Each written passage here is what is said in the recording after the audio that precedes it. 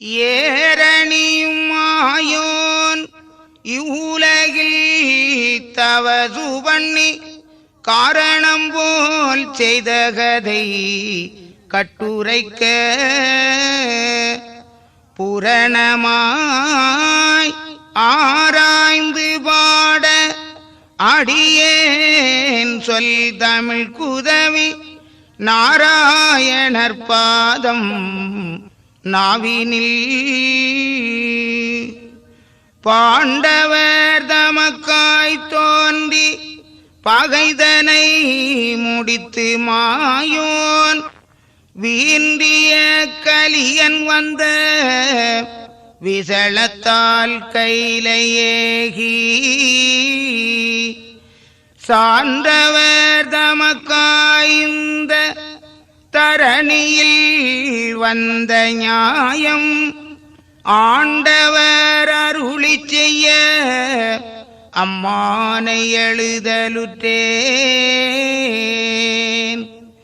சிவமே சிவமே சிவமணியே தெய்வ முதலே சிதம்பரமே தவமே தவமே தவ பொருளே தாண்டவ சங்காரா தமியேன் எங்களுட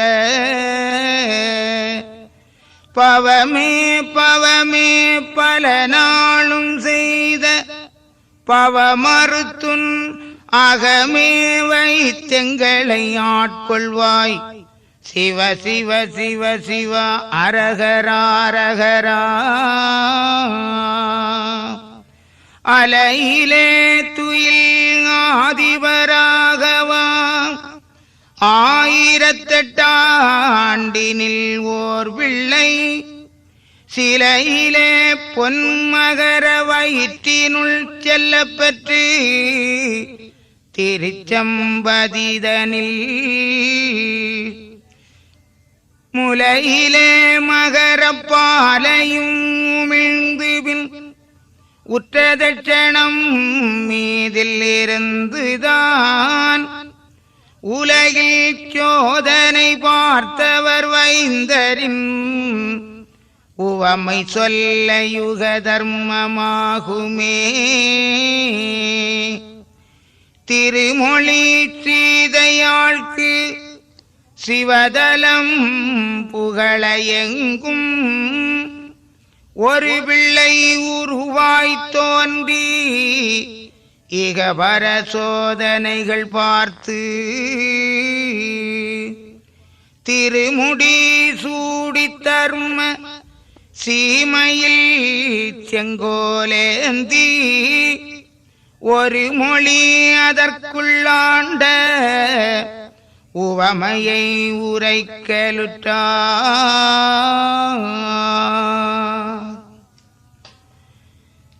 சிவமே சிவமே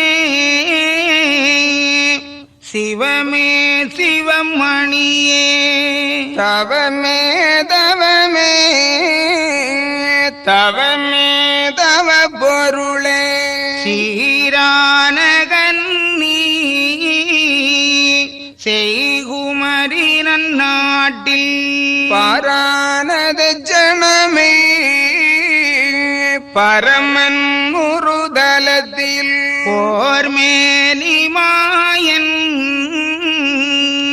பிறந்து தவம் புரிந்து ஓர்மேனி சாதி ஒக்க வர வளைத்து நன்னியாய்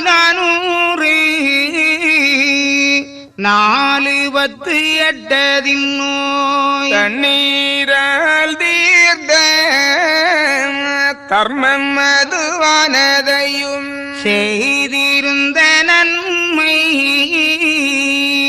தீங்குகளி கண்டிருந்து வயது முகிந்த கலி மாள வந்த வாருகளும் முன்னாள் குரோணி முச்சூரன் உடல் துணித்து பின்னாளிரணியனை பிளந்து இரு குறாக்கி ஈர அஞ்சி சென்னி ராட்சதரையும் ஜெயித்து வீரஞ்சை மூர்க்க விடை தவிர்த்தே துவரா தேசாதி தேச சென்னிகழ்ந்த பணியும் திசாதியான திரியோதனன் முதலாய் அவுகத்திலுள்ள அனைவோரையும் வதைத்து எவ்வுகமும் காண ஏக குண்டமேகி பொல்லாத நீசன் பொருளறியமபாவி கல்லாத கட்டன் கபடகலி யுகத்தில் வம்பாலனியாயம் மகாதேவர் கொண்டேகி அம்பாரி மக்களே காக இரக்கமதாய் அருகரத்தோன் வாழும் ஆளி கரையாண்டி நறுகரத்தோனான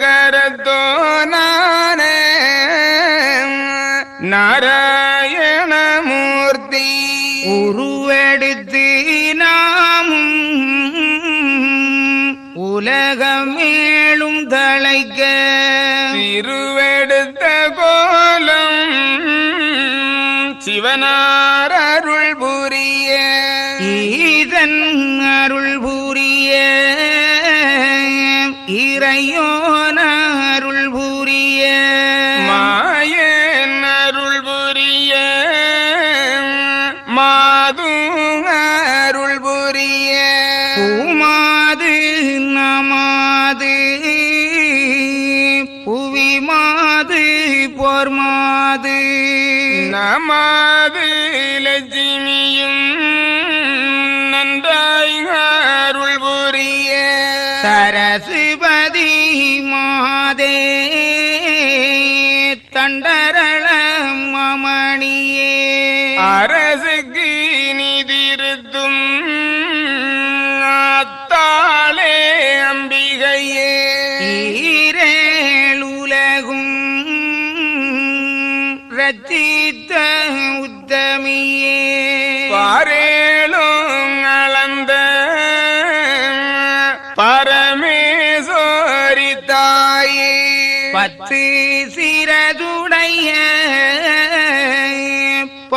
பாவிதனை செய்க மற்றும் நிகரோவா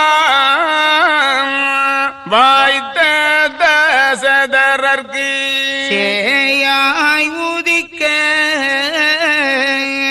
ஜடம் எடுத்தது போலே மாயாதி சூச்சம் மனுவாய் கலியுகத்தில் பிறந்து வரேன் மேல் பெரிய தவம் புரிந்து சிறந்த குழலால் சிதை சிறையது போல் இருந்த ஸ்வரூபம் அதும் யமசூட்ச அற்புதமும் மருந்தாக தண்ணீர் மண் வைத்தியங்கள் செய்ததுவும் தரும வைத்தியமாய் தாரணியில் உள்ளோர்க்கு கருமம்மது தீர கணக்கெடுத்து பார்த்ததுவும் ஏகாபுரி கணக்கும் ஏழு யூக கணக்கும் மகாளி மக்கள் வைகுண்டர் பாதம் அதை கண்டு தொழுததுவும் கைகட்டி சேவிப்பதுவும் தொண்டராக சான்றோ சூழ்ந்து நின்ற வரதுவும் பண்டார வேசம் பத்தினியா தாழ் பெற்ற மக்கள் கொண்டாடி நன்றாய் குளித்து வைத்ததுவும் கண்டு மபாவி கலைத்து ஆடித்ததுவும் சனரினத்தில் சுவாமி வந்தார் என்றவரை வீணாட்டமாக வீரு செய்த நியாயம் அதும் மனிதனோ சுவாமி வம்பன்று தான் அடித்து தனுவறியா பாவி தடியிரும்பில் இட்டதுவும் அன்பு பார்த்தெடுத்து ஆளடிமை கொண்டதுவும் வம்பை அளித்து யுகம் வைகுண்டம் தானாகி எல்லா ஈடும்பும் இறையும் மிக தவிர்த்து சொல்லொன்றால் நாதன் தொல்புவியை ஆண்டதுவும் 4-3 கணக்கு நடுதீர்த்த நியாயம் அதும் மேலதிரி இல்லாமல் வினையில்லாதாண்டதுவும் இந்நாள் வீபரமெல்லாம் எடுத்து வியகரரும் முன்னாள் மொழிந்த முறை நூல் பாடியாலே நாரணரும் வந்து நடத்தும் வளமை தன்னை காரணமாயெழுதி கதையாய் பாடித்தோர்க்கு ஒய்யாரமாக ஊழ்வினை நோய் தீரும் என்று ஐயாவும் இக்கதையை அருளுகிறாரன் போரே. ஏரணியும் மாயோ இவ்வுலகில் தவசு பண்ணி காரணம் போல் செய்த கதை கட்டுரைக்க பூரணமாய் ஆராய்ந்து பாட அடியேன் சொல் தமிழ்குதவி நாராயணர் பாதம் நாவினில் என்று தொடர்ந்து ஐயாவுடைய திருவடிகளை வணங்கி உரையை ஆரம்பிக்கின்றேன். நாட்டுக்கு உடைய நாராயணர் இந்த நாட்டிலே வந்து யுகாயுகங்களாகிய 7 யுக வழக்குகளையும் வரம்புகளையும் வளமைகளையும் தொகுத்து நமக்கு தருகின்றார். அதற்கு அகிலத்திரட்டு அம்மானை என்று திருநாமமிட்டு அதிலே சொல்லப்பட்ட கருத்துக்களை அந்த நூலின் பெயரிலேயே நமக்கு வெளிப்படுத்துகின்றார். உலகத்தில் உள்ள மனித தர்மத்தை மட்டுமல்லாமல் தேவ ரகசியத்தையும் எடுத்து கூறுகின்ற ஆகமம் அகிலத்திரட்டு அம்மானை. அந்த நூலினுடைய இன்னொரு மகத்துவம் 3 காலங்களையும் பற்றி அது தெளிவாக எடுத்துச் சொல்லுகின்றது. கடந்த காலம், நிகழ்காலம், இனி வருகின்ற காலம்.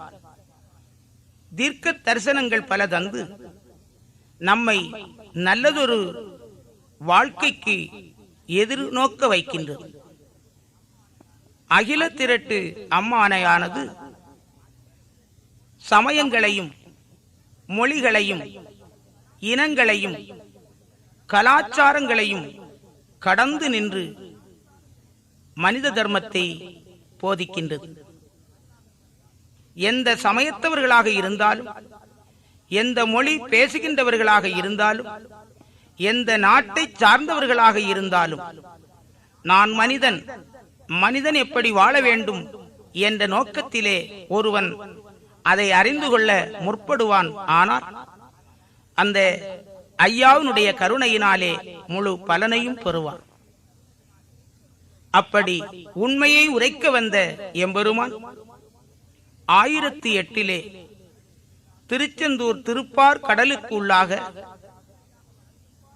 மகர சிலையாக வளர்ந்து நின்ற அன்னை மகாலட்சுமியின் மணிவயிற்றிலே நாட்டுக்கு உடைய நாராயணருக்கு ஒரு பிள்ளையாக பிறக்கின்றார். எப்படி தசரத மன்னன் தவமிருந்து நாராயணமூர்த்தியின் அம்சத்திலே ஸ்ரீ ராமபிரானை அடைந்தாரோ அதுபோல இந்த கலியுக தீர்வைக்காக வேண்டி கர்த்தாதி கர்த்தன் உற்ற வைகுண்ட சுவாமி ஒரு குடைக்குள் அரசு பெறுவதற்காக 1008 பிறந்தார்.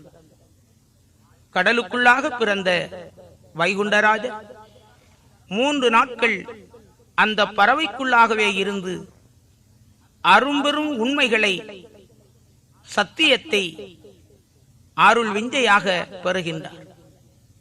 விஞ்சை பெற்ற வைகுண்டராஜர் கரையிலே வந்து தாம் தவமிருக்க வேணும் என்று பெற்று வந்த விஞ்சையின் பிரகாரம் அந்த இடத்தை தேர்ந்தெடுக்கின்றார். ஞானி ஒருவன் கர்மபலனிலே கருத்து வைத்து வாழுகிற வேளையிலே அவனுக்கு ஞானத்தை போதித்து அவனை குழப்பிவிடக்கூடாது.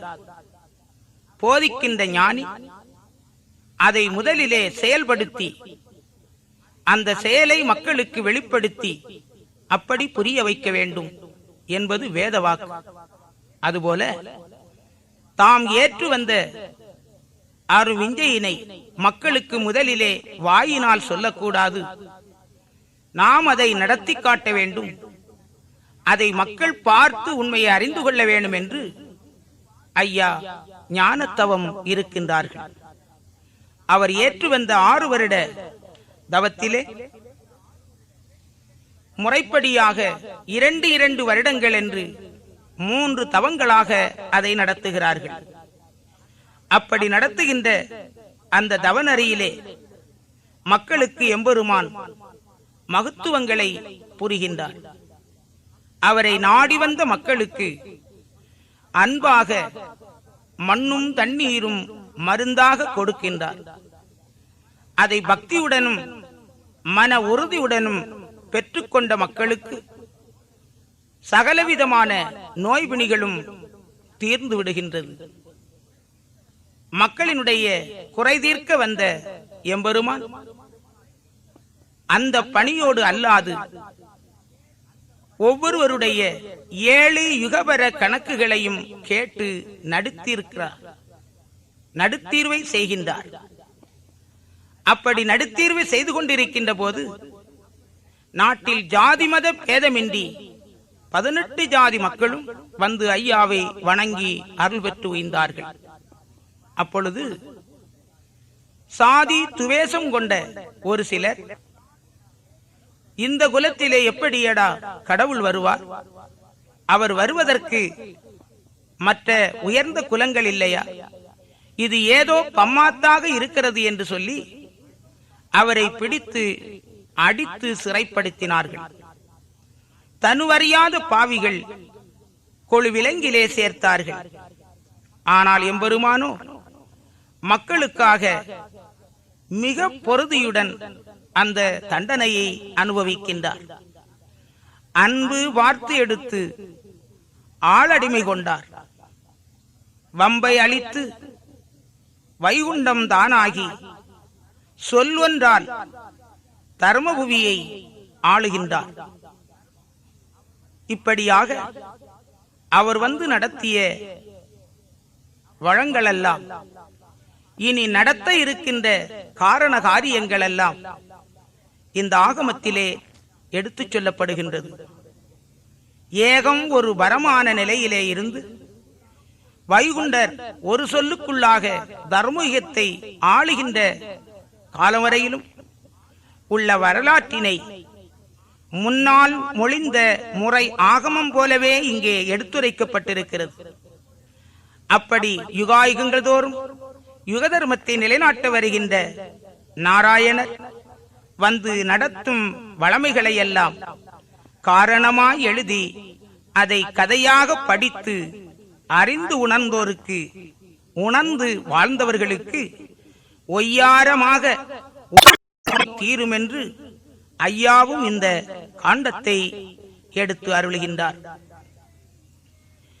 பேயை எரித்தும் புதுமை மிகச் செய்ததுவும் ஆயர் குலத்தை ஆளாக்கி கொண்டதுவும் சான்றோர் குலத்தை தற்காத்து கொண்டதுவும் நீண்ட புகழ் தர்மம் நிறுத்தி அரசாண்டதுவும் பத்தும் பெரிய பாலருக்காக வேண்டி சத்தளியும் வாவி தடிரும்பிலும் இருந்து படுத்தின பாடெல்லாம் பாலருக்காக பொறுத்து உடுத்த துணி களைந்து ஒரு துகிலை தான் வருத்தி தேவஸ்திரீகளையும் சேர்த்தெடுத்து பலருக்காய் பாவக்கலியுகத்தில் பாராத்தியங்கள் வட்டு 4 பிறவி நனிலத்தில பிறந்து பாலு குடி தாண்டி பருவதத்தின் மேல் தாண்டி மனுக்கண் காணாமல் மறைந்து ஒரு 3 நாளாய் தானும் தவம் மதுவாய் சாயூட்சமே புரிந்து நல்லோரை எழுப்பி 4 வரமும் கொடுத்து பொல்லாரை நரையில் போட்டு கதவடைத்து வானம் இடியால் மலைகள் இழகிடவும் காணம் அது நாடாய் கண்டதுவும் சூரியனும் தெற்கு வடக்காய் திசை மாறி நின்றிடவும்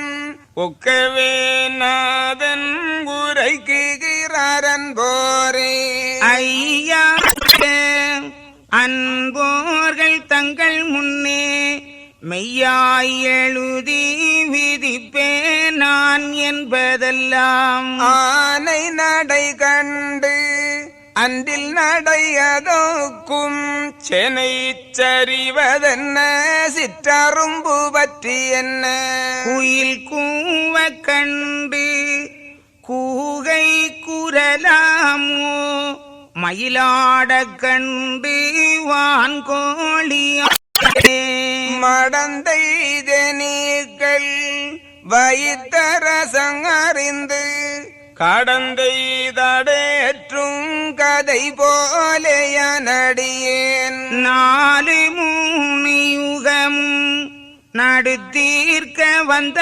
வீரான் மேலோந்திருக்கதையை எழுதுவேன் என்றதொக்கும் எம்பிரானான இறையோன் அருள் புரிய தம்பிரான் சொல்லதமியேன் எழுதுகிறேன் எழுதுவேன் என்றதெல்லாம் ஈசன் அருள் செயலால் பழுது ஒன்றும் வராமல் பரமேஸ்வரி காக்க ஈசன் மகனே இயல்வாய் கதைக்கு தோசம் அகல சுளாமல் வல்வினைகள் காலை கிரகம் கர்ம சஞ்சலம் ஆனதுவும் வாலை குருவே வராமலே காரும் அடியேன் கவ்வை வினை தீர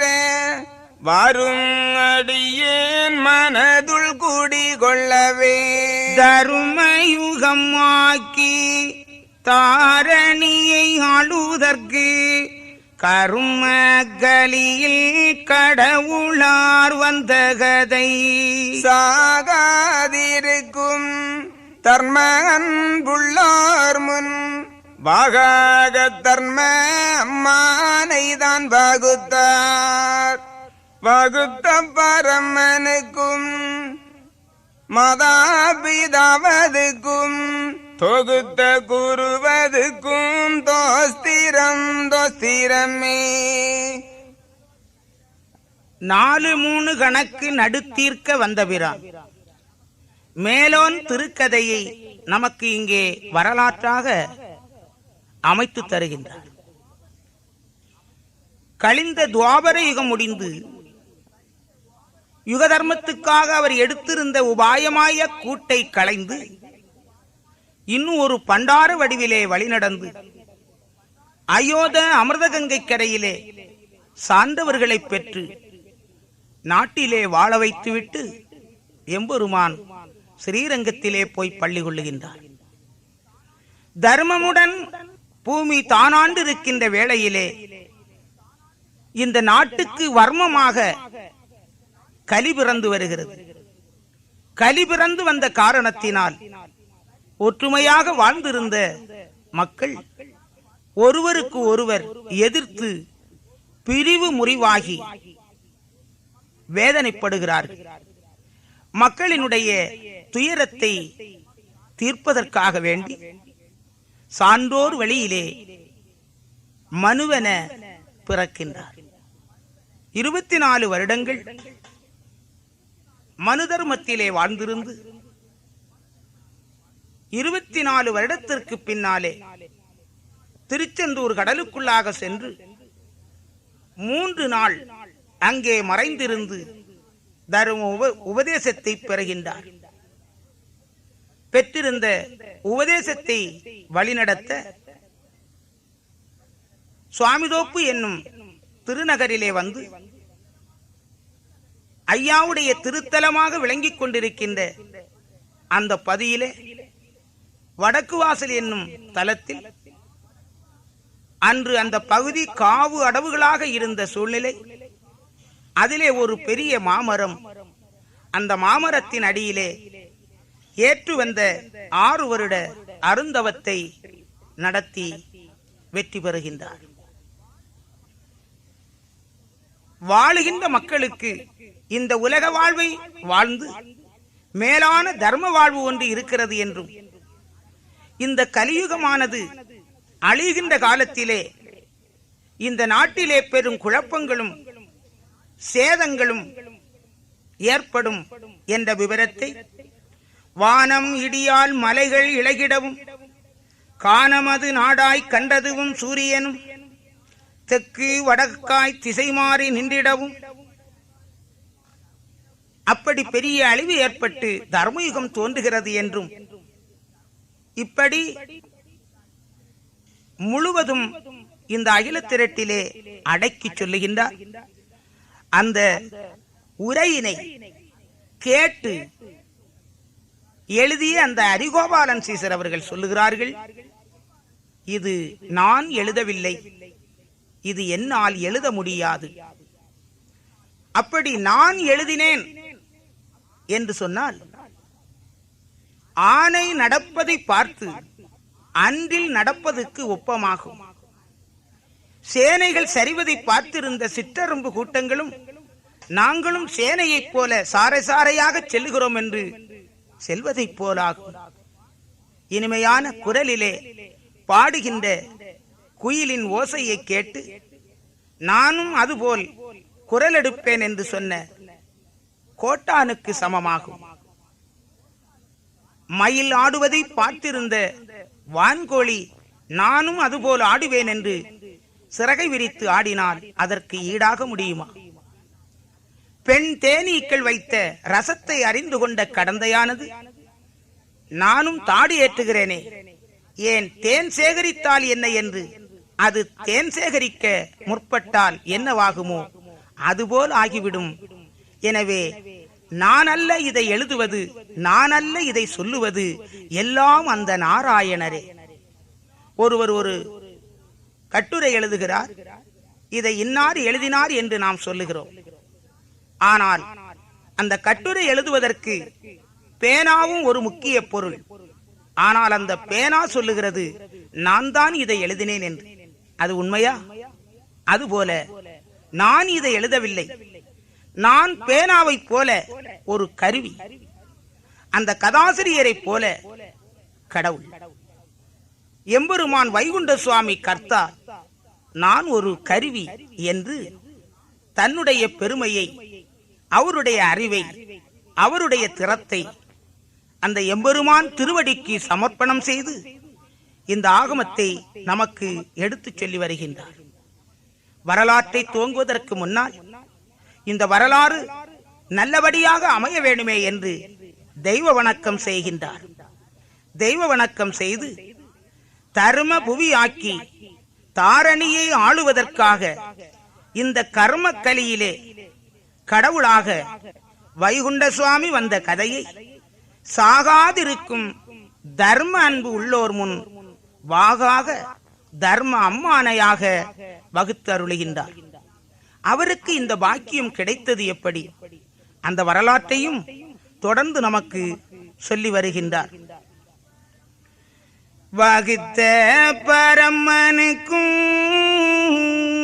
மாதா பீதாவதுக்கும் தொகுத்த குருவதுக்கும் தோஸ்திரம் தோத்திரமே தோத்திரம் என்று சுவாமி தன்னை தொழுது ராத்திரி தூக்கம் நான் வைத்திருக்கையிலே ஆண்டான ஆண்டு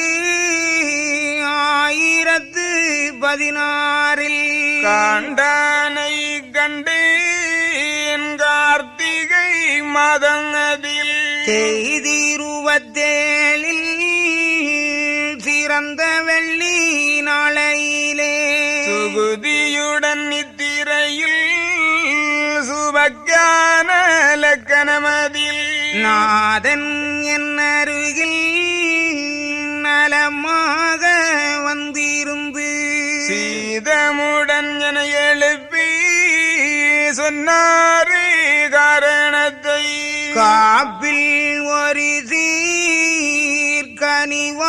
மிக திறந்து தார்வீரியமாக சாற்றினார் எம்பெருமாள் மகனேயும் வாய்மொழி வகுக்கும் காண்டம் அதுக்கு புகமோரறிய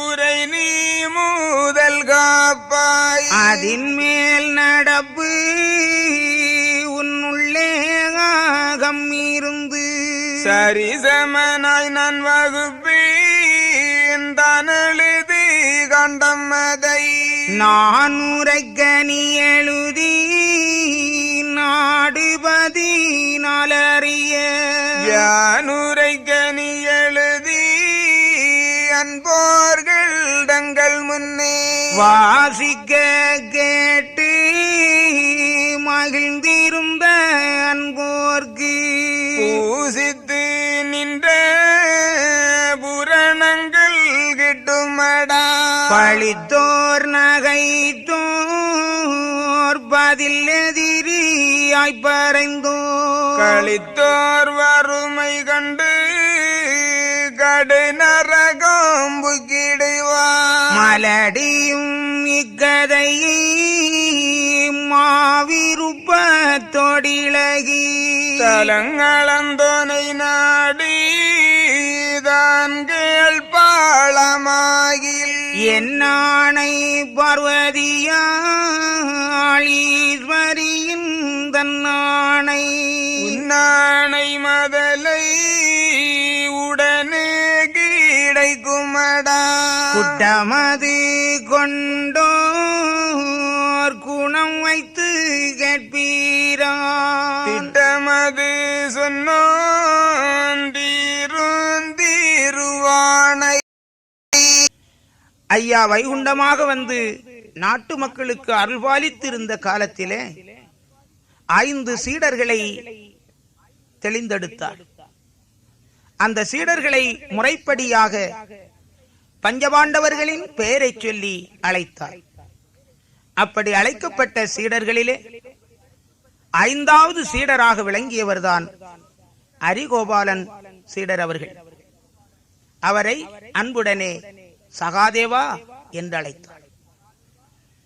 இந்த கலியுகத்திற்கு இவரை ஒரு ஆளாக பயன்படுத்துவதற்கு எம்பெருமான் அந்த சகாதேவன் சீடரை கழிந்த துவாபர யுகத்திலேயே தெரிந்தெடுத்து விட்டார். எனவேதான் இந்த யுகத்திலே அவருக்கு இந்த பாக்கியம் கிடைத்தது.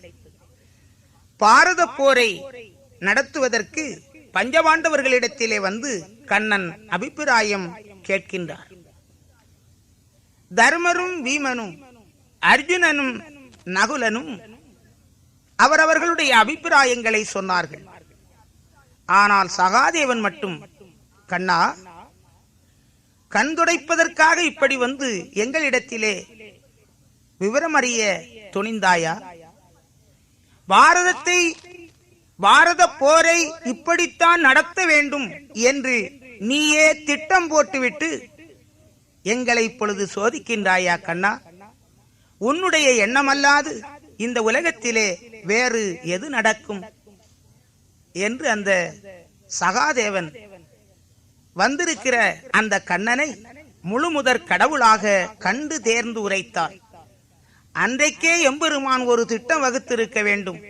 வருகின்ற யுகத்திலே அகில திரட்டு அம்மானையை வகுக்கின்ற அந்த பொறுப்பை இந்த பிள்ளையிடத்திலே ஒப்படைக்க வேண்டும் என்று.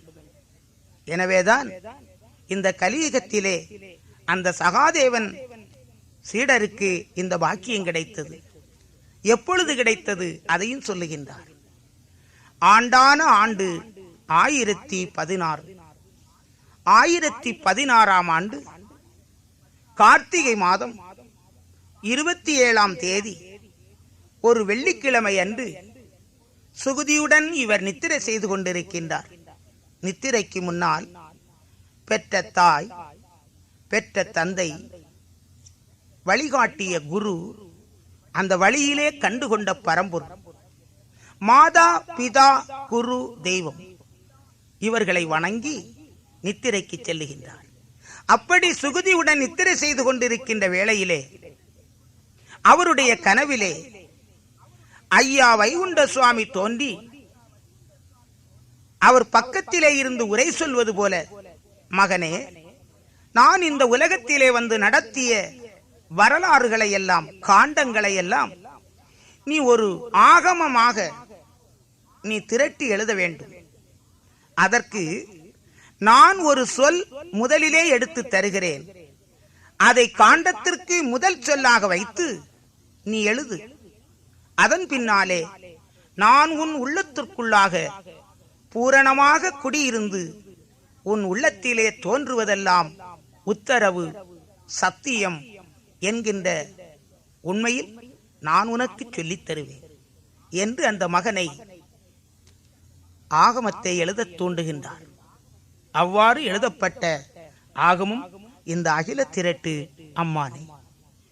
அப்பொழுது சுவாமி சொல்லுகிறார், மகனே அரிகோபாலா, நான் உரைக்க நீ எழுதி இந்த நாடு 14 அறியும்படியாக வாசிக்க கேட்டு அந்த ஆகமத்தின் உண்மையை அறிந்து சந்தோஷப்படுகின்ற மக்களுக்கு என்னை நேரடியாக கண்டு பூஜித்து நின்ற பூரணங்கள் கிட்டுமப்பா.